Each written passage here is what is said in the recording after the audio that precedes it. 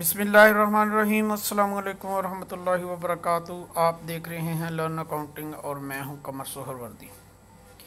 2016 में दो क्वेश्चन पूछे गए। एक हमने जो पीछे आपको 2014 का क्वेश्चन करवाया था, जो कास्ट ऑफ गुड सोल्ड का दूसरा लेक्चर है और ओवरऑल पास्ट पेपर्स का वो छठा लेक्चर है।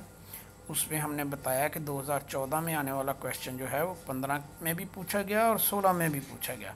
उसके साथ ये सवाल भी पूछा गया है। ठीक है, वो क्वेश्चन आप वहाँ देख लेंगे। और इस क्वेश्चन में जो है उन्होंने कहा जी कि आग लग गई।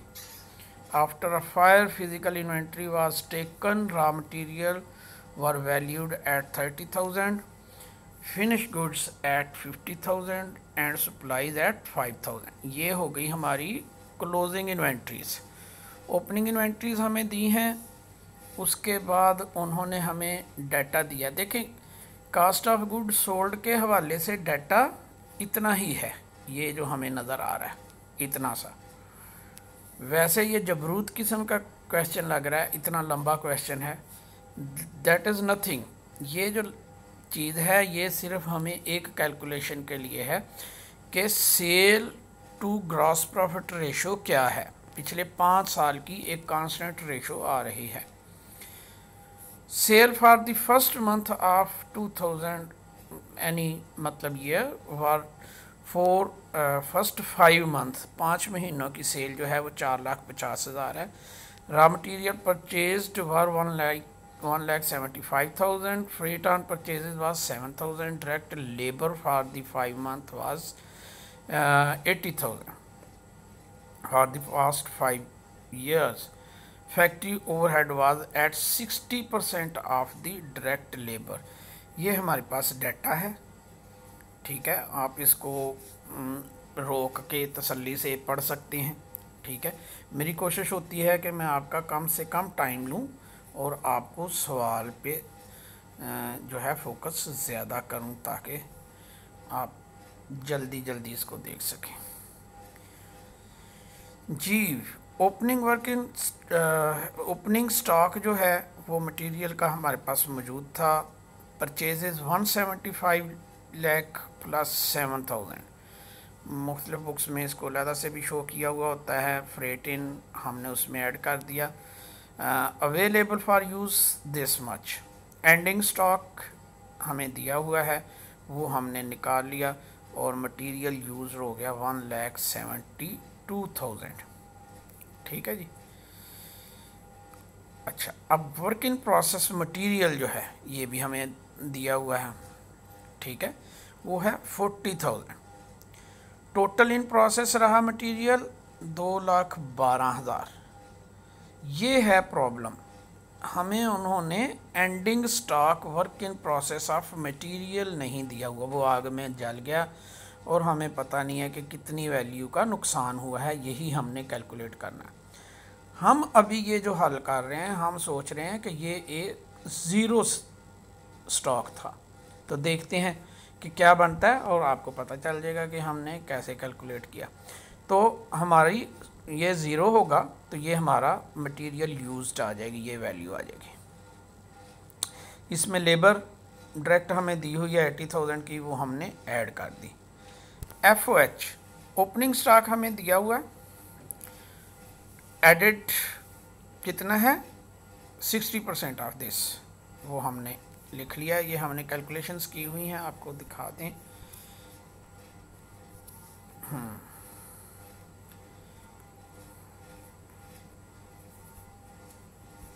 ये है 80,000 और 60% ऑफ 80,000 48,000।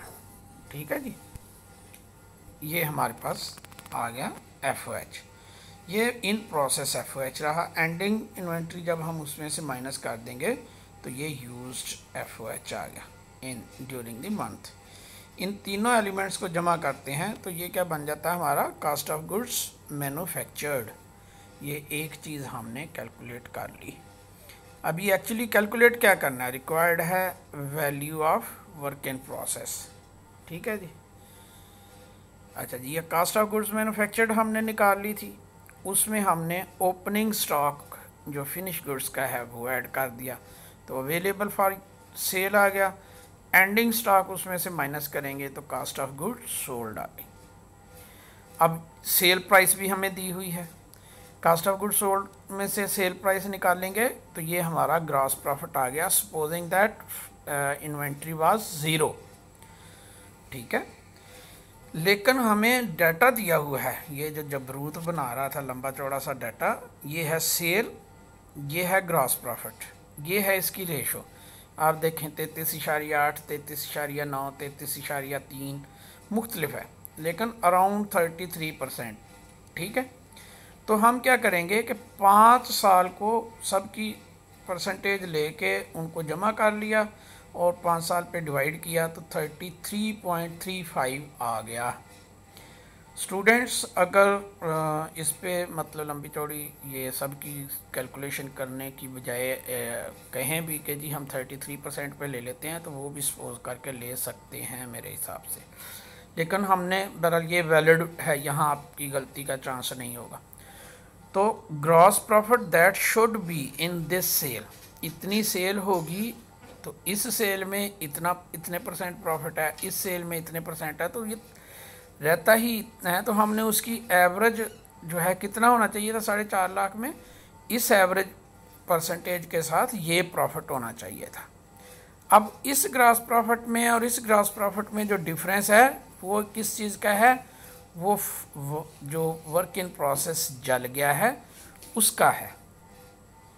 हम आपके लिए इसको फर्दर सॉल्व कर रहे हैं। ये देखें, हमने यहाँ वो वैल्यू लगा दी, अब ये वैल्यू चेंज हो गई, उससे हमारी ये वैल्यू चेंज हो गई, उससे हमारी ये वैल्यू चेंज हो गई, ये वैल्यू चेंज हो गई, और फिर हमारा ग्रॉस प्रॉफिट वही निकला है जो हमने ये लिया। इससे हमारा क्वेश्चन जो है वो सही साबित हो जाता है। लेकिन ये आपको करने की ज़रूरत नहीं है, सिर्फ आपको समझाना मकसूद था। इसका तरीक़ाकार यही है, ये यहाँ हमने छोड़ दिया है और उसके हिसाब से हमने ग्रॉस प्रॉफिट निकाल लिया है, और जो परसेंटेज से ग्रॉस प्रॉफिट निकलता है इन दोनों का डिफरेंस जो है वो हमारा सवाल का जवाब है। कोई मुश्किल नहीं है, बड़ा आसान सवाल था। ये सेकंड टाइम का क्वेश्चन है, ये भी बड़ा डराने वाला क्वेश्चन है, नॉर्मल नज़र नहीं आता, क्वेश्चन मार्क्स हैं, खाली जगहें हैं। ठीक है, ये चीज़ नहीं है, ये चीज़ नहीं है, ये चीज़ नहीं है, दिया क्या है भाई, कुछ भी नहीं दिया। तो इसमें हम देखते हैं पहले रिक्वायरमेंट, फिर हम पीछे की तरफ पढ़ते जाएंगे तो ज़्यादा बेहतर हो जाएगा। Calculate number of units manufactured during the year, हमने अब देखना है कि हमें क्या कुछ दिया हुआ है इसमें। Calculate value of closing work in process inventory, ये देखेंगे। ठीक है जी। Prepare manufacturing statement, calculate per unit cost, calculate cost of sale and value of finish goods according to FIFO method, FIFO first in first out. ठीक है जी। तो ये 5 requirements हैं, इनको हम देखते हैं कि इसमें हमें दिया क्या है।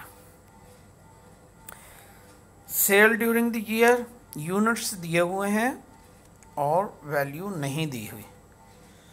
अच्छा जी। इन्वेंट्री, ओपनिंग इन्वेंट्री में फिनिश गुड्स की इन्वेंट्री दी हुई है, ये भी फिनिश गुड्स की इन्वेंट्री है, ये भी फिनिश गुड्स की इन्वेंट्री है, ये भी फिनिश गुड्स की इन्वेंट्री है। इसका मतलब है कि हमें नंबर ऑफ़ यूनिट्स मैन्युफैक्चर्ड जो है वो नहीं दी हुई, जो हमने आपको सबसे पहले लेक्चर में बताया था।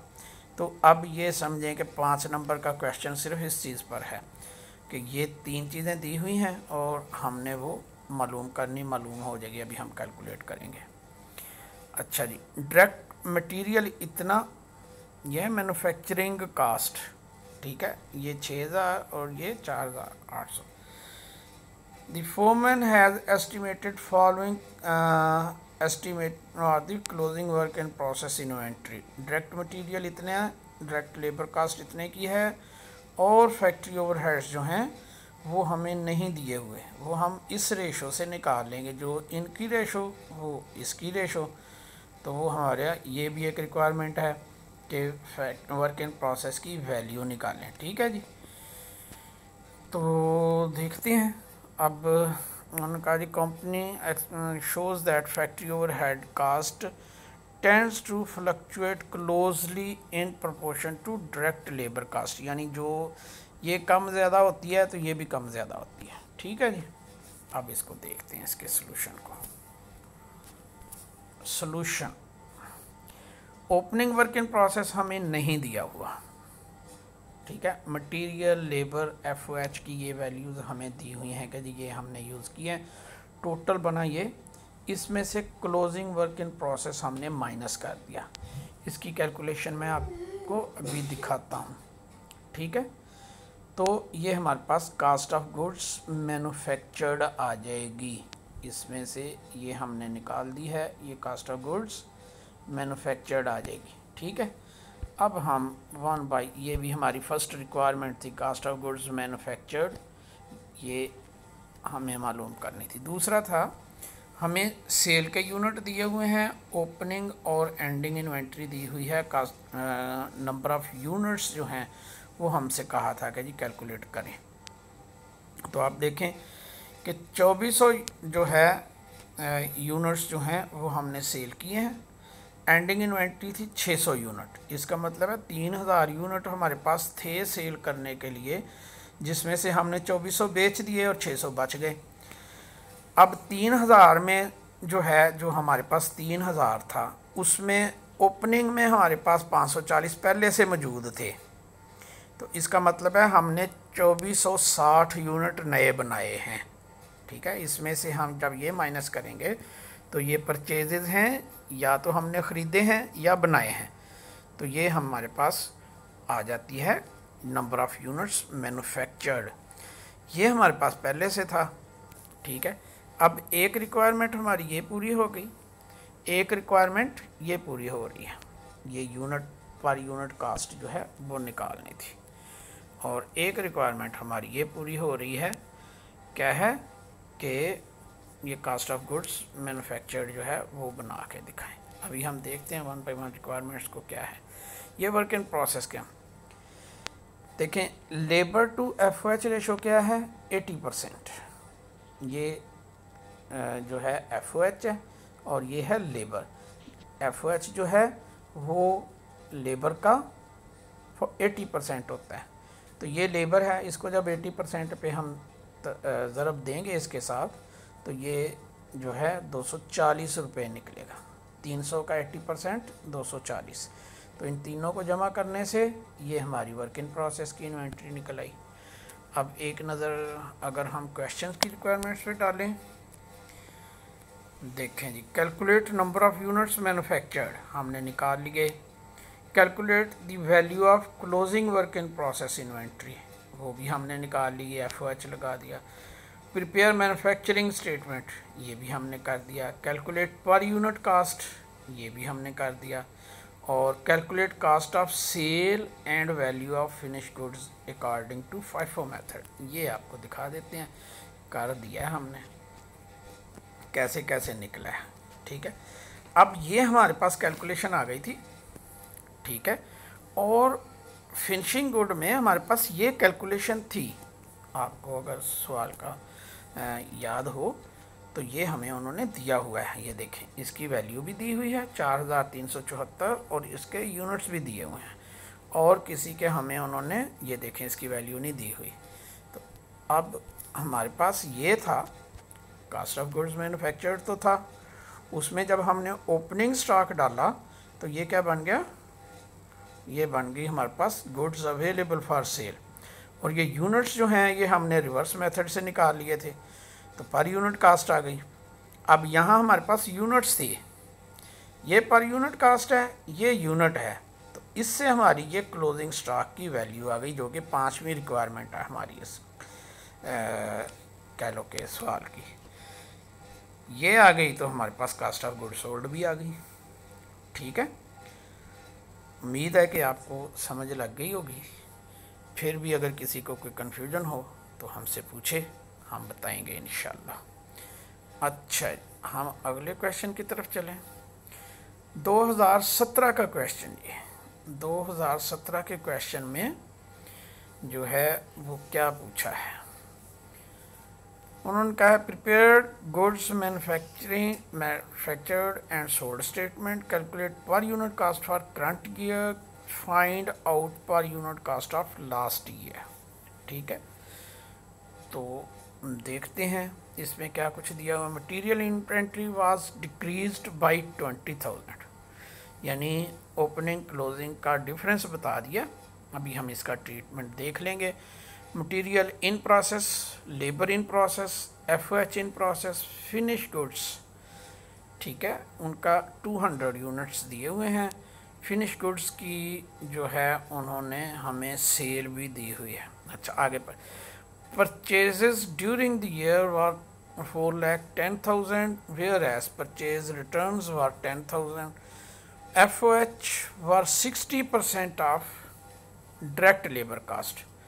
Cost of material was 70% of manufacturing cost. The number of finished units sold during the year was 1100. दो चीज़ें हैं, हमारे पास 1100 है और एक हमारे पास ये 200 यूनिट्स हैं। एंडिंग इन्वेंट्री के भी 100 यूनिट्स हैं। यूनिट्स हमारे पास हैं और अब इसमें आप देखें ना FOH दिया है, ना लेबर दिया है, ना मटेरियल का जो है वो हमें इन्होंने कह लें कि बताया है कि जी इसका क्या कैसे आप फाइनल पे पहुंचेंगे। ठीक है, यानी ये ओपनिंग क्लोजिंग नहीं दिया हुआ, लेकिन हमारे पास ट्रिक है। देखें जी, बड़ा आसान सा। परचेजेस दी हुई हैं, परचेज रिटर्न कर दी, नेट परचेजेज है हमारे पास 4 लाख की।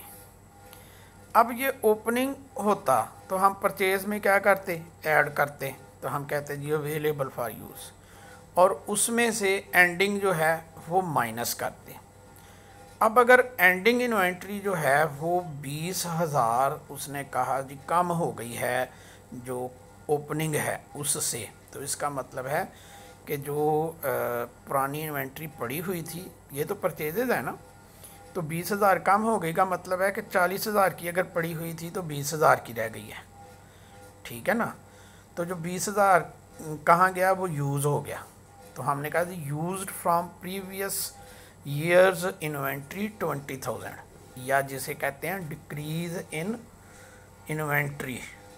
ठीक है, डिक्रीज इन इन्वेंट्री। आगे एक क्वेश्चन आ रहा है जो सिर्फ इन्वेंट्रीज़ के अप डाउन के साथ कैलकुलेट हो रहा है, उसमें ये कॉन्सेप्ट आपको बहुत ज़्यादा क्लियर हो जाएगा। तो अब हमने मटेरियल कितना यूज़ किया जी, issue to process 4,20,000। Opening stock हमारे पास मौजूद था, टोटल इन प्रोसेस रहा ये, और एंडिंग स्टॉक भी हमारे पास वर्क इन प्रोसेस का था। तो हमने टोटल एक्चुअली यूज़ किया 4,15,000 का। अब हमें एक साइंस और उन्होंने समझाई कि ये 4,15,000 जो है वो टोटल कास्ट का 70% है। तो इसको अगर हम 0.7 से डिवाइड कर दें, आपको एक नज़र कैलकुलेशन दिखाएं, फिर हम दोबारा इधर से आ जाएंगे। ये है कैलकुलेशंस। 4,15,000 हमने कैलकुलेट किया है जो 70% ऑफ टोटल कास्ट है। तो 4,15,000 टोटल कास्ट कैसे निकालेंगे, 4,15,000 को डिवाइड करेंगे 0.07 से। ठीक है, या 70/100 से कह लें। ठीक है, तो वो हमारी डिवाइड करना है ना, तो फिर 100 या ज़रब दे दें 100/7 से, तो तब भी यही बनेगा। ठीक है जी, तो ये हमारे पास टोटल कास्ट आ गई, कास्ट ऑफ गुड्स मैन्युफैक्चर्ड। उसकी जो है या कास्ट ऑफ जो टोटल इशू हुई कास्ट, उसका आप कह लें। तो ये जो है हमारे पास आ गया कन्वर्जन कास्ट जो है वो है 30%। तो इसका 30% कन्वर्जन कास्ट हो गई। ये लेबर और FOH है, यानी हम कह सकते हैं कि लेबर प्लस 60% ऑफ लेबर वो ये है कन्वर्जन कास्ट। FOH को हम 60% ऑफ लेबर टर्म में अगर यूज़ करें तो लेबर कितनी निकलेगी, यानी ये टोटल अमाउंट डिवाइडेड बाई 1/6 के साथ तकसीम करेंगे तो ये आ जाएगी, ये है ना लेबर प्लस 1, ये 1 है, ये 6 है, तो ये ऐसे ही हो जाएगा ना, 1.6 एल, तो एल इधर रह जाएगा और 1.6 से डिवाइड करेंगे तो ये लेबर की अमाउंट निकल आई, इसका 60% ये निकल आया, इन दोनों को जमा करेंगे तो ये आ जाएगा। ठीक है, ये आप इस तरह से चेक भी कर सकते हैं अपनी कैलकुलेशंस। एक्चुअल एफओएच जो है वो 90,000 है, जो ये है ये अप्लाइड रेट है, तो अंडर अप्लाइड कितना है 23,304। ये कैलकुलेशंस आपने ध्यान में रखनी है कि कैसे, एक हमें हाथ आ गई उससे हमने बाकी निकाल लिए। ठीक है जी, अब आ जाए एफओएच लेबर पे। लेबर कितनी थी, ओपनिंग हमारे पास मौजूद थी, ये हमने नई इशू कर दी, ये टोटल हो गई, ये पुरानी हमने माइनस कर दी, एंडिंग जो है उसमें से माइनस कर दी, तो ये रही इन प्रोसेस। ये साथ हमने रेट भी निकाले हैं लेकिन ये बाद में निकलेंगे। अब हम एफओएच पे आ जाएं। ठीक है जी, एफओएच में भी ओपनिंग क्वांटिटी थी, ये हमने कैलकुलेशन से निकाला है, ये इन प्रोसेस रहा, ये भी हमें दिया हुआ था, तो ये एंडिंग स्टॉक आ गया। ये अंडर अप्लाइड जो है यहीं डाल देंगे तो ये हमारी एक्चुअल मैन्युफैक्चरिंग कास्ट निकल आएगी। ये बात हम एक स्टेप ऊपर ले जाते हैं, तो इसमें ये जब जमा करते हैं तो कहते हैं मैन्युफैक्चरिंग कास्ट एट नॉर्मल, और जब ये अंडर ओवर अप्लाइड उसमें एडजस्ट कर देते हैं तो कहते हैं ये हमारी actual cost of goods manufactured आ गई। तो ये 3 रिक्वायरमेंट्स थी हमारी। अभी हम देखते हैं क्या क्या है। अच्छा जी, अब आप देखें कि हमारे पास ये यूनिट सोल्ड थे, एंडिंग स्टॉक था यूनिट सोल्ड। अगर 1100 पीस हमने बेचा है और 100 यूनिट हमारे पास भी हैं, तो टोटल यूनिट हमारे हाथ में कितने थे जब हमने काम शुरू किया, 1200 यूनिट थे, उसमें से 1100 हमने सेल कर दिए, तो हमारे पास रह गए 100, या इस तरह कह लें कि हमारे पास 1200 यूनिट थे, 100 यूनिट अभी भी हमारे पास हैं, तो 1100 यूनिट कहाँ गए, हमने सेल कर दिए। अब जो 1200 यूनिट हमारे पास थे उसमें 200 यूनिट्स पहले से थे हमारे पास, तो हमने नए कितने ख़रीदे हैं, 1000। तो ये कॉन्सेप्ट इसी तरह से चलेगा, ये ख़रीदे हैं या बनाए हैं, तो ये ऊपर से नीचे या नीचे से ऊपर। ये देखें आप, हर सवाल में तकरीबन ये चीज़ इस्तेमाल हो रही है, रिवर्स कैलकुलेशन की, हर सवाल में, तो इसको बहुत अच्छी तरह से समझें। वो मेरा लेक्चर जो है इस पास्ट पेपर के सिलसिले में लेक्चर नंबर 5 है, उसको देख लें, और CGS का पहला लेक्चर जो है। ठीक है जी, तो ये हमने कास्ट ऑफ गुड्स मैन्युफैक्चर निकाल ली, ये यूनिट आ गए तो पर यूनिट कास्ट भी आ गई। ठीक है, एफओएच की यूनिट कास्ट भी आ रही है, ये दोनों मिला के एफओएच की है, पीछे हमने लेबर और मटेरियल की भी निकाल दी। अब इससे हमने ये जो है 1,16,000 की वैल्यू ये हमें दी हुई है, ये हमने निकाली नहीं है, ये थी, ये हमें दी हुई थी, तो ये हमारे पास थी cost of goods available for sale. ठीक है, और उसका एक एवरेज प्राइस भी हमारे पास मौजूद थी, ये यूनिट मौजूद थे, तो इन यूनिट्स को हमने जब इसके साथ ज़रब दी तो हमारे पास क्या हो गया, एंडिंग स्टॉक जो है उसकी वैल्यू आ गई। तो जब एंडिंग स्टॉक की वैल्यू आ गई तो कास्ट ऑफ गुड्स सोल्ड की वैल्यू भी आ गई।